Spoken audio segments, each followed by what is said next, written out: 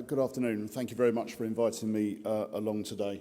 As has been said, I'm currently at the wonderful Victoria and Albert Museum, and the first slide is a plug for our current exhibitions, obviously. Our Culture in Crisis programme has very much for the last year been about engaging in the discussion, trying to bring people together to see what can be done.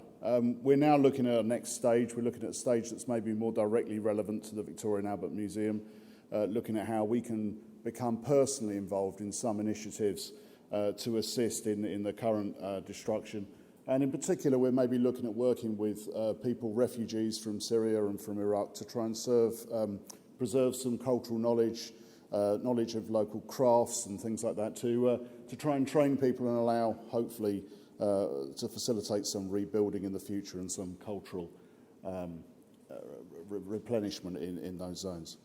But I'm probably here, I've been invited today not to speak about my work at the Victoria and Albert Museum, but to speak about my 24 years at Scotland Yard, the last 10 as the head of the Art and Antiques unit there, dealing with all issues of cultural heritage. I was there from 2000 to 2010.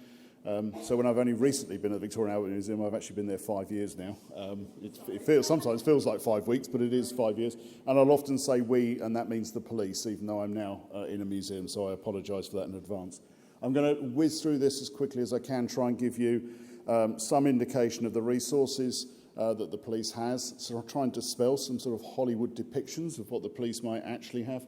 Looking at some of the criminal methods that we identified from past history. I know nothing of what is happening now. I'm still in contact, I still work with a number of police groups, but I know nothing, I will say nothing about current cases that are being investigated, but I think there's a great deal that we can learn from what happened from 2000 and 2005, all the way through to 2010, in fact, to try and address the situation as it exists now. I'll also talk about the limitations on the police, why it's difficult, why they don't put a great deal of resources into it, why a former detective is standing here talking to you today and not a member of Scotland Yard. I have a belief that this is not an issue that the police necessarily want to become over-involved in. If you don't look at something, you don't look for an issue, you don't have to address it. And I think at the moment the police have probably got enough to do and don't feel that they want to raise a priority within policing that they can maybe put those resources into something else. I remember years ago, as a young detective, being on a drug squad in a certain area of London, and we were criticised because we had more drugs in London than any other borough. And the solution to that was to close the drug squad. If you closed the drug squad, you didn't search drug dealers' houses, you didn't find drugs, you didn't have a drugs problem. And I think the police at the moment, both in the UK and internationally, may be doing that. If you close your eyes to a problem, you can get on with priorities and insist that the problem presents itself as evidence first, which may not be possible.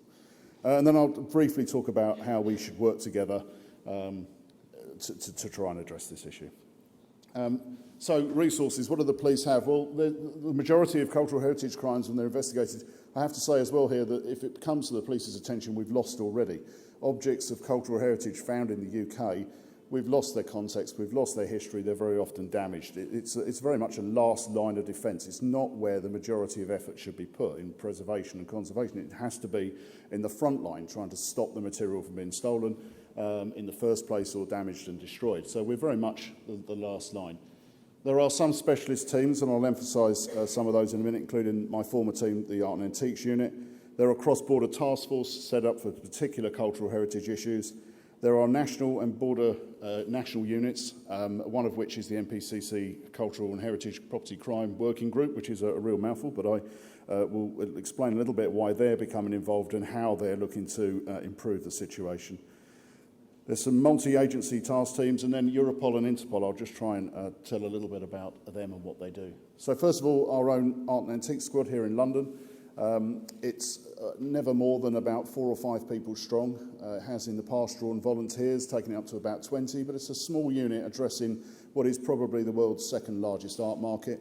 But it's probably right as well. It's probably the right size. It's what's called a focus unit. It's often criticised. People mention the Carabinieri. They've 320 officers. But there's no comparison between the two. One is a dedicated team addressing that issue solely. The other is military unit with conscripts and with people coming in. So they have numbers, but not necessarily, or those 320 officers are not art detectives. There are just a lot of support staff.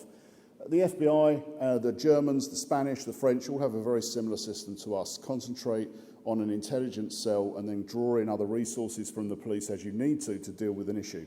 And one cultural heritage case that I dealt with involved 250 officers, but we didn't need them to be dedicated to that particular crime. They work very closely with all international police teams, and they investigate all allegations on behalf of states. Letters of request, commission rogatoire that come to this country asking for the return of cultural heritage are very often dealt with by this unit. But the big issue here is that the police in general focus on criminals and not property. They're not a property recovery company. They will only investigate theft of an object but by a criminal. They're after that criminal, they're not after the return of the property. So maybe a misunderstood idea of what the police do. So the National Police Chiefs Council Heritage and Cultural Property Crime Working Group is made up of a collection of people from most of the agencies, from government, from museums, from the Arts Council, Border Force, Maritime and Coast Guard Agency, etc., etc. And it produced a threat assessment back in 2014. And the interesting thing there is that whilst this was very much a national team, it does look and it does intend to reduce heritage and cultural property crime both nationally and internationally, and to deal with offenders who are affecting this area of crime across the world. So it's a very important first step, actually. It's an area that the UK policing has never before brought together and decided would become an issue that the police nationally should deal with. And just to say a little bit more on them, they are now engaged in a training exercise. They've taken cultural heritage crime to a slightly new level. Every police force in the country will have a heritage officer, cultural property and heritage officer, and they're developing a proper training course with professionals from that group to train these officers up from scratch, and then to allow cascade training from those officers down. So there should be a great deal more awareness of cultural heritage crime, both affecting the UK directly, metal detecting and night hawking, etc., and also the importation of cultural heritage from abroad to give us a much better chance of intercepting it. Just to say quickly about Europol and Interpol and dispel the rumours of Hollywood. Unlike in the Da Vinci Code, Interpol do not assign case officers, they do not parachute in our experts, they don't have investigators, they simply coordinate and bring together other police forces and other units. So you're still reliant upon those local teams. There is a central unit there which is purely an intelligence hub. Their role is to coordinate and facilitate communication and to liaise with NGOs, UNESCO and ICOM in particular, to assist with things like the drawing up of red lists and in the creation of working groups, which I think in Iraq were particularly useful. So looking at some criminal methods, really. Why don't the police say a lot about cultural heritage crime in this country? There's always the questions. Well, the trade will always say, well, if there's a problem with the trade, tell us what it is. What are the statistics? What percentage of the crime of the trade is illicit? And these are not questions that the police can easily answer. One, because they only see a very tiny section of the trade. And secondly, because they can't talk about cases and current cases. And quite often these cases can take between 5 and 10 years to be resolved. These are not quick and easy cases to deal with. There's also a need to protect the methodology and to carry on and pursue criminal networks. So when, again, journalists jump up and down and say, you've recovered this object, please tell us everything about it, very often the police will not want to do that because that will prevent them from going on and investigating a much more serious criminal network if they've exposed every intricate detail of that case to the world for it to examine. But what we can do, maybe, is look at some past cases, some cases that has been resolved, and look at how they can help. So these are cases that we dealt with while we were there. Afghanistan was a huge issue for us. This material was coming in by the ton. This was not an odd object coming in. There were tons of material. There was tons of material coming in, packed in sari boxes, big tea cases, and very poorly packaged, showing recent signs of excavation, in my humble opinion, covered in mud, spade marks on the objects and things like that. They would come in falsely described. They would be described as tile samples. They would be described as decorative objects, ornamentation. Fake objects was another common one, to import fake antiquities when actually they were genuine. You can see this is a tiny sample just from individual shipments that were identified. The collections here of weaponry would probably demonstrate that very many hundreds of sites have been looted. And what we saw as well was a great deal of destruction within these sites as well. The part on the right here, you can even see the soil still in it. They hadn't even cleaned the soil out. It was 2 or 3 inches deep with dried mud in these objects. They were clearly packaged up, having come freshly out of the ground, put into newspaper and shipped out.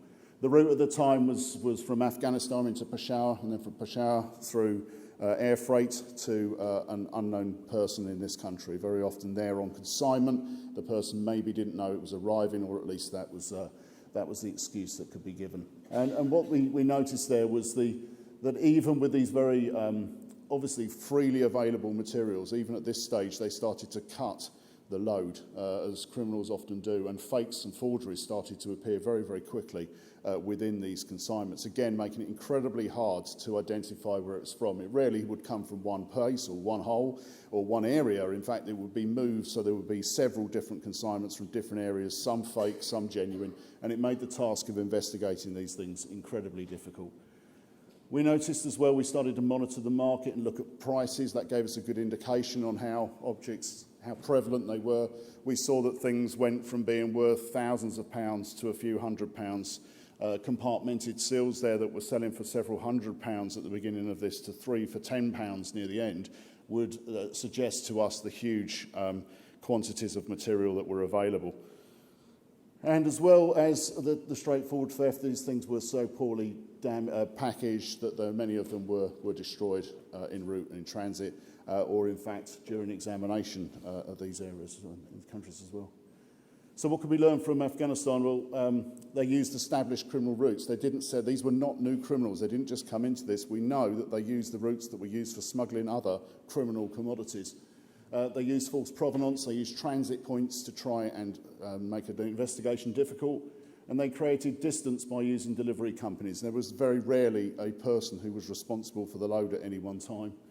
They flooded the market. They cut the load with fakes and forgeries.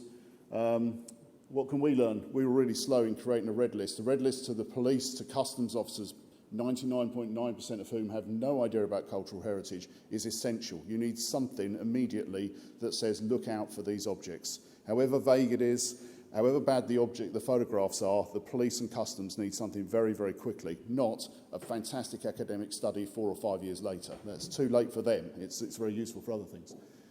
The police were unaware of the situation when it happened. This happened within weeks and months of the issue taking place. There was minimal press, minimal interest. There was no timely reaction from Interpol, no working groups. There was no specific legislation or guidelines drawn up within the UK at that time either. So moving on to Iraq, we saw exactly the same thing happening. Same sort of material, lots of material coming in through a slightly different route. A lot of this at the time was coming in through Jordan. Lots of material. We saw books coming in. We saw archaeological remains coming in. We saw more monumental items coming through, things that can't go through DHL, but were being shipped through and appearing in dealers in London. The difference with Iraq and Afghanistan, and now with Syria, is that it's incredibly hard to prove these objects have been stolen because there's no communication between the police in the losing country and the police in the finding country.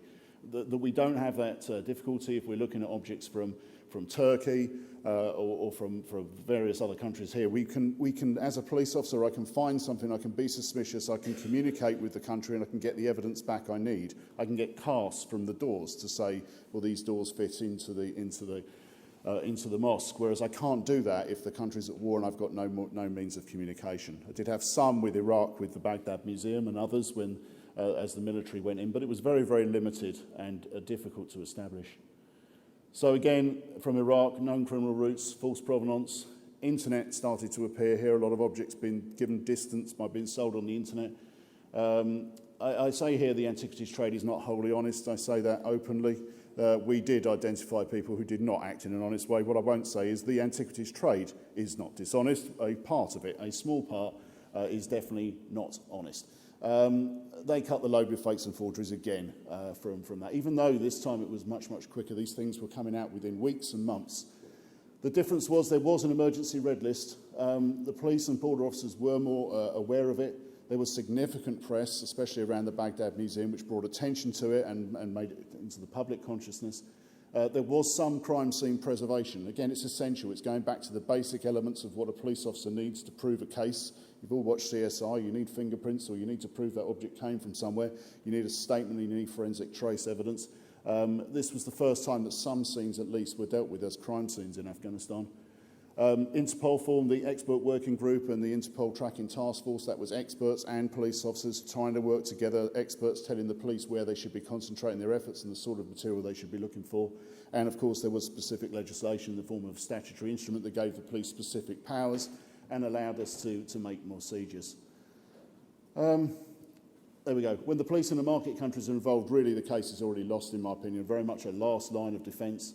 There are issues. We must have equitable legislation in the country of origin. Again, how do you do that in a country that's at war? How do you do that in a country like Afghanistan, where the ruling party or ruling government actually broke its own laws? Did that disable the laws? How could we go back and say, are they equitable? Can we prove a case here for handling stolen goods if the case for theft or damage in that country no longer existed? There are the issues of ownership laws in transit nations, looking at in particular in European countries where you can acquire ownership of objects quite quickly. There were issues with crime scene preservations because we didn't have any in most of these places. We didn't even have a communication. The standard of proof has to be the same. We have to prove beyond all reasonable doubt that that object is from that area and that it's been stolen. We cannot go on the opinion that this is probably from that region. We have to show, as a police officer, that it was stolen from that country on that date in contravention of a particular piece of legislation which must have been in place at that time. I've mentioned policing priorities already. Interagency cooperation, working with more partners. This is what we need to do as police services. I think we started to learn the lessons from Iraq. I'm hoping they're carrying on now for Syria and others. We need to share more intelligence around the community. We can't keep it bottled up. The police have to tell the community what they know to some extent where they can, and likewise the trade in particular and others and academics need to inform the police. They have to start to recognise this as a criminal trend that needs information in order to succeed. I've whizzed through this as quickly as I can. I've run out of time. But basically we've got a network in this country now. We communicate with 900 different museums sharing information. Amongst ourselves, we can share cultural heritage information as museums, and I'd like to see one day that this is expanded so that we can actually share this information more freely with academics, with museums, with universities, with the military, with the police, in a far more open way whenever it's possible, to allow us more success in the future than we've had in the past. So, thank you for your time.